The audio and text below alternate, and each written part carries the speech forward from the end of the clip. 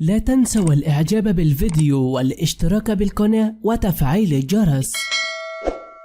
الفحص الطبي لإمام عاشور يكشف عن إصابة خطيرة في نهاية مباراة الأهلي وإنبي. تعرض لاعب النادي الأهلي إمام عاشور في مباراة نادي إنبي مساء أمس الثلاثاء في الدوري المصري الممتاز إلى إصابة خطيرة، الذي حقق فيها النادي الأهلي انتصارا كبيرا على حساب ضيفه نادي إنبي بنتيجة 3 أهداف دون رد في المباراة التي جمعت مساء أمس الثلاثاء على ملعب استاد القاهرة الدولي ضمن منافسات الجولة السادسة وقبل الأخيرة من مجموعة حسم اللقب في الدور الثاني من البطولة. وفي الدقيقة الثانية من الوقت المحتسب بدلا من ضائع تعرض اللاعب إمام عاشور لإصابة قوية خلال محاولته للحاق بالكرة طويلة، وغادر الملعب على عربة نقل اللاعبين باكيا، وأثارت الإصابة قلق اللاعبين بسبب التواء ركبة اللاعب خوفا من أن تكون الإصابة على مستوى الرباط الصليبي. وكان الأهلي تلقى ضربة خلال الشوط الأول بعدما تعرض أحمد رمضان بيكهام لإصابة عضلية ليغادر الملعب، وشارك بدلا منه محمد هاني. وفي سياق متصل